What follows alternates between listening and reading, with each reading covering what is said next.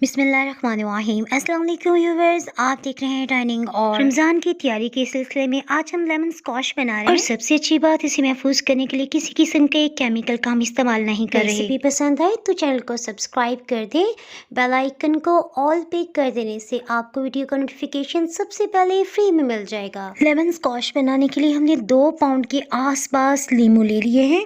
इसमें ऐसे लीमू का हम इस्तेमाल कर रहे हैं जो साइज में थोड़े छोटे और सख्त हैं। लेमन को काटते हुए आपको बखूबी अंदाजा हो जाएगा कि जो लीमू बिल्कुल नरम नरम हो उसे शामिल ना करें, क्योंकि ऐसे लीमू का जायका खराब होता है। लेमन जूस मैं आपको चेक करके बता देती हूँ, ये तकरीबन 500 ml से थोड़ा सा कम है। और अगर आप कप्स में देखें ना तो ये 2 कप जूस बनता है। लेमन स्क्वाश बनाते हुए तकरीबन 2 गुना चीनी हम ज्यादा लेंगे, यानी 2 कप जूस है ना तो हम 4 कप चीनी इसमें शामिल करें। पानी चीनी को पिघलाने का काम करता है, ये हम बिल्कुल थोड़ी मिकदार में डाल रहे हैं, यानी सिर्फ आधा कप है। इसके साथ ही मीडियम लो हीट ऑन कर ली है। चीनी आहिस्ता आहिस्ता पिघल रही है, ये मैं आपको जूम करके दिखा रही हूँ। चीनी से जो पानी तैयार हुआ है वो बॉइलिंग पॉइंट पे आ गया, लेकिन अभी तक इसमें चीनी मुकम्मल तौर पे हल नहीं हो सकी। ये क्वेश्चन कि इसे हमने कितनी देर कुक करना है, इसमें आपने एक तरह का शीरा बिल्कुल भी नहीं बनाना। जैसे ही चीनी मुकम्मल तौर पे हल होगी, हमने इसमें लेमन जूस शामिल कर दिया। लेमन जूस शामिल कर लेने के बाद कुछ ही देर में आप देखेंगे कि जब ये बॉइलिंग पॉइंट पे आ जाएगा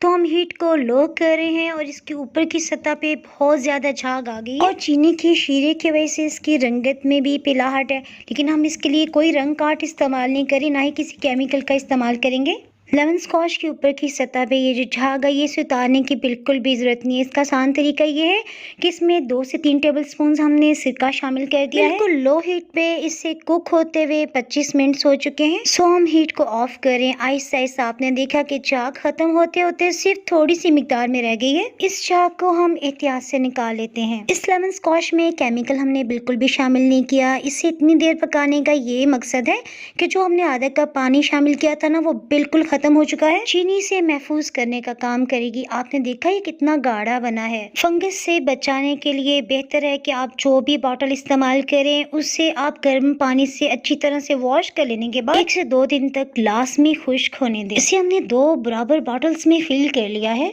एक बॉटल को तो हम फ्रिज के नीचे वाले हिस्से में रखेंगे, जब भी दिल चाहे 1 से 2 चम्मच इसमें शामिल कर लें। अगर आप नॉर्मल मीठा पसंद करते हैं तो 1 टेबलस्पून इसमें चीनी मजीद शामिल कर लें और 1/4 टीस्पून नमक। और दूसरी बॉटल को हम फ्रीज कर रहे हैं। जब ये खत्म हो गई तो हम वो निकाल के रख लेंगे। अगर आपकी फ्रिज में स्पेस नहीं है तो इसे महफूज करने के लिए 2 ग्राम सोडियम बेंजोएट भी शामिल कर सकते हैं। सोडियम बेंजोएट एक केमिकल है जिसे आप डाल लेने के 1 महीना बाद स्क्वाश का इस्तेमाल कर सकते हैं। रमजान के महीने में सिर्फ 3 से 4 दिन रहते हैं, तो हम इसमें सोडियम बेंजोएट का इस्तेमाल बिल्कुल भी नहीं कर रहे। रेसिपी पसंद आए तो वीडियो को लाइक करना बिल्कुल भी ना भूलें। मजीद रेसिपीज के लिए अगर आप यूट्यूब पे देख रहे हैं तो आप सब्सक्राइब को क्लिक कर सकते हैं। तो हम याद रखें। Thanks for watching.